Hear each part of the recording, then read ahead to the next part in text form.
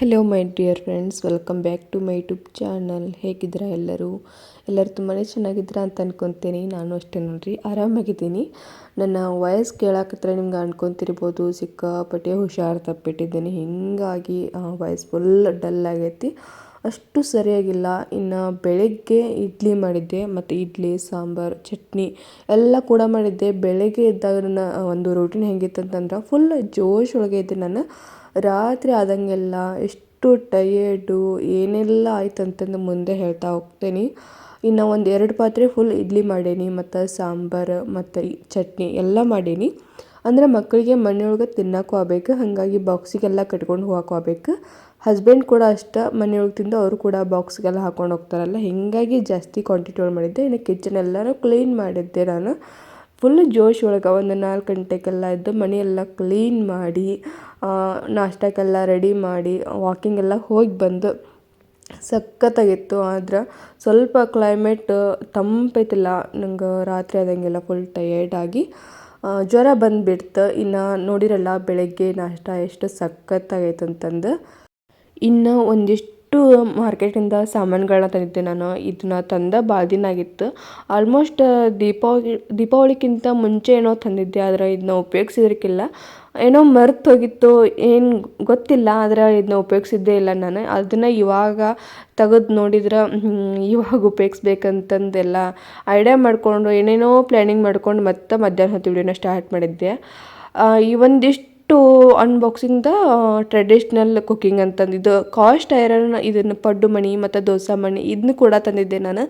ಇದನ್ನು ಕೂಡ ಒಟ್ಟು ಉಪಯೋಗಿಸೇ ಇಲ್ಲ, ಅದು ಇಟ್ಟಿದ್ದೋ ಮರ್ತು ಹೋಗ್ಬಿಟ್ಟೆ ನಾನು, ಹಂಗಾಗಿಬಿಟ್ಟಿತ್ತು. ಅದು ಯಾವುದೋ ಒಂದು ಗದ್ದಲ ಹೋಗಿ ತಂದಮೇಲೆ ಅದನ್ನ ಅಲ್ಲೇ ಮೇಲ್ಗಡೆ ಇಟ್ಟಿದ್ನೆಲ್ಲ, ಹಾಗಾಗಿ ಮರ್ತೋಗಿತ್ತು.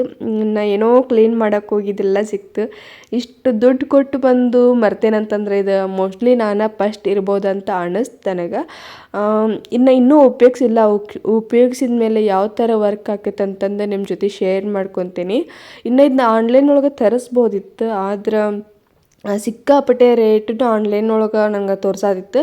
ಹಾಗಾಗಿ ಹೊರಗಡೆ ಅಂಗಡಿ ಒಳಗೆ ತೊಗೊಂಬಂದೇನಿ. ಆದರೆ ಅಲ್ಲಿ ಕೂಡ ಏನು ಸಸ್ತಾ ಏನು ಬಿದ್ದಿಲ್ಲ, ಅಲ್ಲಿ ಕೂಡ ತುಂಬ ತುಟ್ಟಿ ಆಯ್ತೆಲ್ಲ, ರೇಟ್ ಭಾಳ ಹೈ ಅನ್ನಿಸ್ತು ನನಗೆ.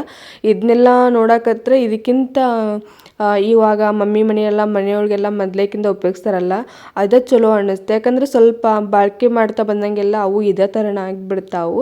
ಹೀಗಾಗಿ ಇಷ್ಟು ದುಡ್ಡು ಕೊಟ್ಟು ತರೋಕ್ಕಿಂತ ಅದೇ ಬೆಟರ್ ಅಂತ ಅನ್ನಿಸ್ತು. ಆದರೆ ನಾ ತೊಗೊಂಬಂದೇ ಬಿಟ್ಟೇನಿ ಅಂತಂದು ಉಪಯೋಗಿಸ್ಬೇಕು ಎಲ್ಲ. ಇದನ್ನೆಲ್ಲ ನೋಡತ್ರೆ ನನಗೆ ಅದೇ ಬೆಟರ್ ಅನ್ನಿಸ್ತು. ಹೇಳ್ಬೇಕಂದ್ರೆ ಇಷ್ಟು ದುಡ್ಡನ್ನ ನಾವು ಬರೀ ಒಂದು ಸಾಮಾನುಗಳ ಮೇಲೆ ಭಾಳ ಹಾಕಬಾರ್ದು, ಇನ್ವೆಸ್ಟ್ ಮಾಡಬಾರ್ದು ಅಂತ ಇವಾಗ ಅನ್ಸತ್ತಿ. ಹೀಗಾಗಿ ಅದೊಂದು ಬೇಜಾರಕ್ಕೆ ನಾನು ಇದನ್ನ ತೊಗೊಂಡು ಬರೋ ಮುಂದೂ ಸ್ವಲ್ಪ ಬೇಜಾರಿತ್ತು, ತೊಗೊಂಬಂದ್ಮೇಲೂ ಅದೇ ಬೇಜಾರಿಂದ ಇನ್ನು ಉಪಯೋಗಿಸಿಲ್ಲ ಹೇಳ್ಬೇಕಂತಂದ್ರೆ.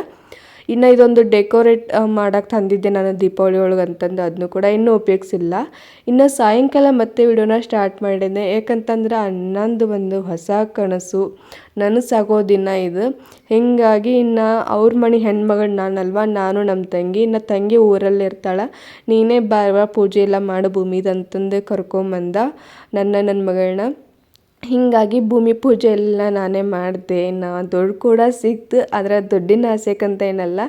ಅಣ್ಣ ಒಂದು ಯಾವುದೋ ಒಂದು ಒಳ್ಳೆ ಮಟ್ಟಿಗೆ ಹೋಗ್ತಾನೆ, ಒಂದು ಅವ್ನ ಜೀವನ ಭಾಳ ಚಲೋ ಆಗಲಿ ಅಂತಂದು ನಮ್ಮ ಒಂದು ಕನಸು, ನಂದಾಗಲಿ ನನ್ನ ತಂಗಿದಾಗಲಿ. ಯಾರು ಹೆಂಗೋ ಹೆಣ್ಮಕ್ಳು ಗೊತ್ತಿಲ್ಲ, ನಾವಂತ್ರಿ ನಮಗೆಷ್ಟು ಬೇಡ್ಕೊತೀವೋ ಗೊತ್ತಿಲ್ಲ, ಆದರೆ ನಮ್ಮ ಅಣ್ಣ ಒಂದು ಒಳ್ಳೆಯ ಸ್ಥಾನದಾಗ ಇರಲಿ, ಒಂದು ಒಳ್ಳೆಯ ಮಟ್ಟದಲ್ಲಿ ಬೆಳೀಲಿ ಅಂತಂದು ಯಾವಾಗಲೂ ನಾನು ನಮ್ಮ ತಂಗಿ ಆಶಿಸ್ತಿರ್ತೀವಿ. ಹೀಗಾಗಿ ಭೂಮಿ ಪೂಜೆ ಮಾಡಿದ್ನೆ. ಅಷ್ಟನ್ನೂರಾಗ ನಂಗೆ ಸ್ವಲ್ಪ ಜ್ವರ ಎಲ್ಲ ಬಂದಿತ್ತು, ಆದರೂ ಅದನ್ನೆಲ್ಲ ಹೇಳ್ಕೊಳ್ಳಿಲ್ಲ.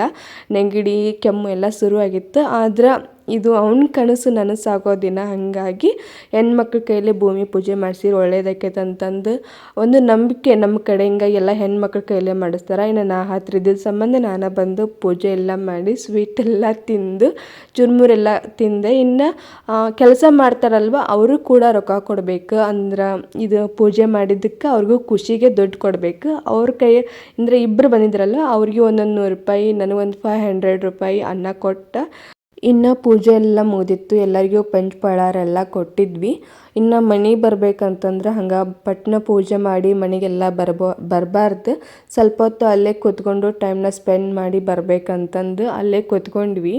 ಅಂದ್ರೆ ಹೆಣ್ಮಕ್ಳು ಯಾವುದೇ ಆಗಲಿ, ಈಗ ಮಮ್ಮಿ ಮನೆ ಅಂತೇನೆಲ್ಲ, ಈಗ ನನಗೂ ಇಬ್ಬರು ಹೆಣ್ಮಕ್ಳು ಅದಾರಲ್ಲ, ಪ್ರತಿಯೊಬ್ಬರು ಮನೆಯೊಳಗೆ ಹೆಣ್ಮಕ್ಳು ತವ್ರ ಮನೆಯೊಳಗೆ ಎಷ್ಟು ನಗ್ತಾ ಇರ್ತಾರಲ್ಲ, ಅವ್ರ ಮನೆಗೆ ಅಷ್ಟು ಒಳ್ಳೇದಾಕೈತಂತೂ ಒಂದು ನಂಬಿಕೆ. ಹೀಗಾಗಿ ಸ್ವಲ್ಪ ಹೊತ್ತು ಅಣ್ಣ ಅಲ್ಲೇ ಕುತ್ಕೊಂಡು ಅಂತಂದ. ಅದಕ್ಕೆ ನಾನು ಏನು ಬೇಡ ಅಂದಿಲ್ಲ, ಯಾಕಂದ್ರೆ ಅವ್ರ ಖುಷಿಗೂ ನಾವು ಸ್ವಲ್ಪ ಬೆಲೆ ಕೊಡಬೇಕಾಕೈತಿ.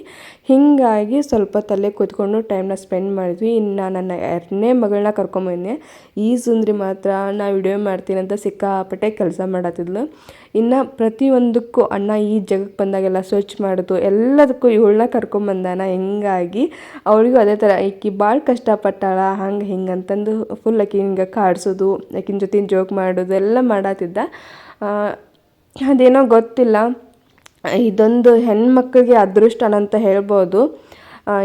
ಎಲ್ಲರ ಮನೆಯೊಳಗೂ ಈ ಥರ ಸಿಗೋದಿಲ್ಲ ಅಂತ ನಾನು ಹೇಳ್ತೀನಿ. ಸಿಕ್ಕಿದ್ದು ಇದೇನಾದರೂ ನಮಗೆ ಸಿಕ್ಕೈತಂತಂದ್ರೆ ನಮ್ಗೆ ಅದೃಷ್ಟ ಇದೊಂದು. ಅದನ್ನ ಯಾರೂ ಕಳ್ಕೊಕ್ಕೆ ಹೋಗಬೇಡ್ರಿ. ಏನಾದರೂ ತವ್ರ ಮನೆಯೊಳಗೆ ಏನೋ ಒಂದು ಕೆಲಸ ಇತ್ತಂತಂದ್ರೆ ದುಡ್ಡಿಗೋಸ್ಕರ ಅಲ್ಲ, ಅವ್ರ ಖುಷಿಗೋಸ್ಕರನಾದರೂ ಹೋಗಿ ಬರ್ರಿ ಅಂತ ಹೇಳ್ತೀನಿ. ಇನ್ನು ಎಷ್ಟೋ ಹೆಣ್ಮಕ್ಳಿಗೆ ತವ್ರ ಮನೆ ಅಂತ ಒಂದು ಇರೋದೇ ಇಲ್ಲ. ಅವರೆಷ್ಟು ಕಷ್ಟಪಡ್ತಿರ್ತಾರೆ, ಅವರೆಷ್ಟು ಅಳ್ತಾ ಇರ್ತಾರೆ ಅಂತಂದು ಒಮ್ಮೊಮ್ಮೆ ನೋಡ್ತಾ ಇದ್ರೆ ತುಂಬ ಸಂಕಟ ಆಗೈತಿ. ಆದರೆ ನಮಗೆ ಅದು ಹಾಗೇನಿಲ್ಲ, ನಮಗೆಲ್ಲ ಥರದಿಂದ ಅದೃಷ್ಟ ಐತಿ, ನಮಗೆಲ್ಲ ತವ್ರ ಮನೆಯಿಂದ ಚಲೋ ಐತಿ ಅಂತಂದ್ರೆ ಅದು ನಮ್ಮ ಪೂರ್ವಜನ್ಮದ ಪುಣ್ಯ ಅಂತಲೇ ಹೇಳ್ಬೋದು. ಈ ಅವಕಾಶನ ನಿಮ್ಗೆ ಏನಾದರೂ ಇತ್ತಂದರೆ ಯಾರೂ ಕಳ್ಕೊಕ್ಕೆ ಹೋಗಬೇಡ್ರಿ. ದುಡ್ಡಿಗೋಸ್ಕರ ಅಲ್ಲ ಅಂತ ನಾನು ಪದೇ ಪದೇ ಹೇಳ್ತೇನೆ ಅಂತಂದರೆ ಸಿಟ್ಟು ಮಾಡ್ಕೋಬೇಡ್ರಿ. ಯಾಕಂದ್ರೆ ದುಡ್ಡು ನಾವು ಏನು ಮಾಡಿದರೂ ಗಳಿಸ್ಬೋದು, ಆದರೆ ಪ್ರೀತಿ ವಿಶ್ವಾಸನ ಗಳಿಸೋದು ತುಂಬ ಕಷ್ಟ. ಹೀಗಾಗಿ ದುಡ್ಡಿಗೆ ಬೆಲೆ ಕೊಡ್ದೇನ ಸಂಬಂಧಕ್ಕೆ ಬೆಲೆ ಕೊಟ್ಟು ಪ್ರೀತಿ ವಿಶ್ವಾಸಕ್ಕೆ ಬೆಲೆ ಕೊಡೋದು ತುಂಬ ಮುಖ್ಯ ಅಂತ ಹೇಳ್ತೀನಿ. ಇನ್ನು ನನ್ನ ಕೈಲ ಈ ಭೂಮಿ ಪೂಜೆ ಯಾಕೆ ಮಾಡಿಸಿದ್ರು, ಇಲ್ಲಿ ಈ ಜಗದೊಳಗೆ ಏನು ಮಾಡ್ತಾರಂತಂದು ಮುಂದೊಂದು ದಿನ ಇಲ್ಲೆಲ್ಲ ರೆಡಿ ಆದಮೇಲೆ ನಿಮ್ಮ ಜೊತೆ ಅದನ್ನು ಕೂಡ ಶೇರ್ ಮಾಡ್ಕೊತೇನೆ. ನಾನು ಅದನ್ನ ಮಾತ್ರ ಮಿಸ್ ಮಾಡೋದೇ ಇಲ್ಲ. ಇನ್ನು ಜಗದ ಪೂಜೆ ಎಲ್ಲ ಮುಗಿಸಿ ಮನೆಗೆ ಬರೋವಾಗ ನನಗೆ ಫುಲ್ ಜ್ವರ ಎಲ್ಲ ಬಂದು ಫುಲ್ ಟಯರ್ಡಾಗಿ ಕೂತ್ಕೊಂಡಿದ್ದೆ. ಅಡುಗೆ ಕೂಡ ಏನೂ ಮಾಡಲಿಲ್ಲ. ಇನ್ನು ಮನೆಯೊಳಗೆ ಏನೈತೆ ಅದನ್ನ ಕೂಡ ಮಕ್ಕಳನ್ನ ತಿಂದು ಮಲ್ಕೊಂಡ್ರು. ಇದಾಗಿತ್ತು ನೋಡ್ರಿ ಇವತ್ತಿನ ಒಂದು ಲಾಗು. ಈ ಲಾಗು ನಿಮ್ಗೆ ಏನಾದರೂ ಇಷ್ಟ ಆಗಿದ್ರೆ ಪ್ಲೀಸ್ ಒಂದು ಲೈಕ್ ಮಾಡಿರಿ. ಇನ್ನು ಹುಷಾರಾದ್ಮೇಲೆ ಮತ್ತೆ ವೀಡಿಯೋಸ್ನೆಲ್ಲ ಮಾಡ್ತೀನಿ. ಏನು ವಿಡಿಯೋಸ್ ಮಾಡೋದು ತಪ್ಪಿಸ್ಬಾರ್ದಂತ ನಾನು ಕಷ್ಟಪಡತ್ತೀನಿ. ಅಷ್ಟರೊಳಗೆ ಹಿಂಗಾಗಿ ಬಿಡ್ತೈತಿ. ಸಿಗ್ತೀನಿ ಮುಂದಿನ ವಿಡಿಯೋದಲ್ಲಿ. ಎಲ್ಲರಿಗೂ ಧನ್ಯವಾದಗಳು.